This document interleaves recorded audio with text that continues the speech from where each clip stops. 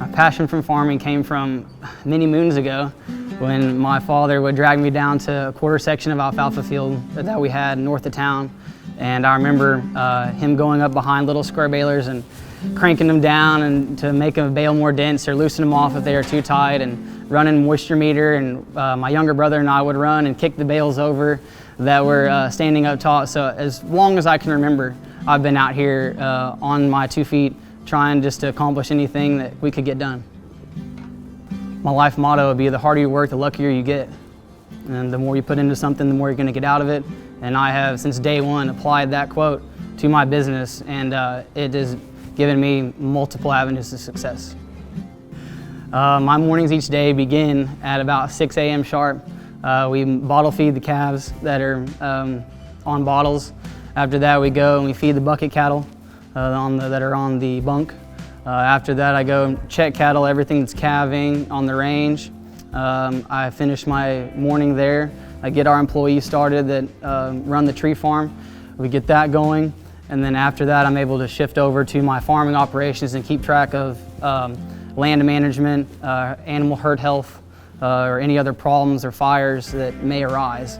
I will try to put those out.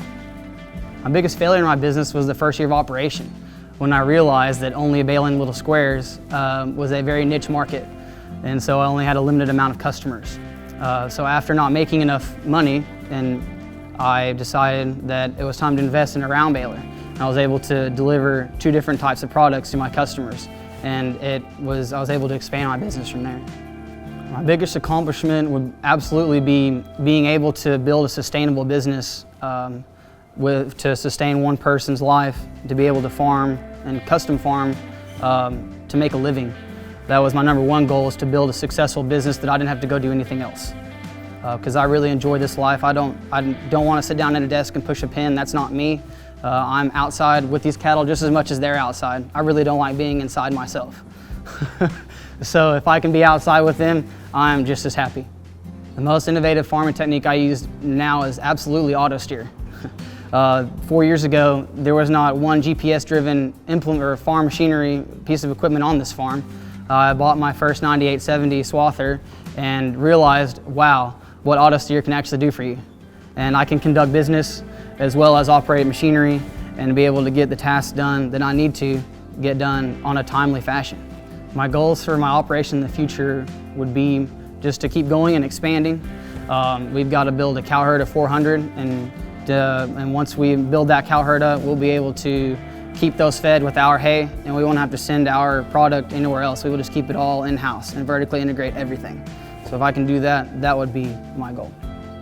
The implementation of self-propelled equipment and being able to do that function myself and not have to worry about something behind me. I'm able to get more stuff done in a day per hour with any of that larger, bigger equipment. So the scale of the equipment has probably helped me the most in the last 10 or 15 years. The most fulfilling part about being a custom operator is looking back and seeing a good job well done, knowing that I put up a good product, and knowing that the customer is satisfied. And if the customer is satisfied, I'm satisfied. I retain most of my customers by being dependable, being there when I say I will be, doing as I say I'll do, and that has built a successful clientele for me to build a business on, and that's what I've seemed to have done the most and has had the most success. I'm a member of the Cleveland County Cattlemen's Association. I'm also on the board of directors for the Cleveland County Cattlemen's Association, and I'm also involved with the Purcell FFA chapter by taking bids at their local premium sale every spring.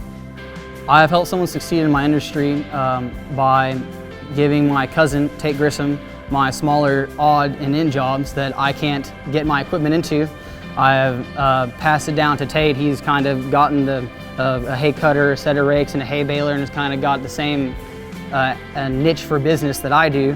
And so I have funneled my jobs that I don't have time for, can't get into. I funneled it into Tate, and it's helped him build a successful business. My advice for the next generation farmer would be, when someone tells you no, let that be the fuel for your fire, and to work hard. Just stay diligent in your labor, keep your nose to the grindstone, and you'll succeed. The Manitou telehandler would be a great asset to our operation.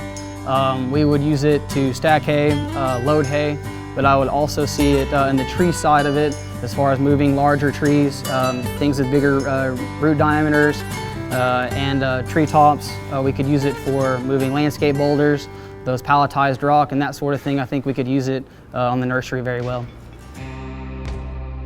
I believe that my operation deserves the title because to take a hand-me-down, wire tie, John Deere little square baler that was my great uncle Nolan's, that has baled up 10 million, jillion, thousand bales before I got it, and I turned that into a successful business that you know, we can go anywhere. We're able to put up hay anywhere, and we're able to go.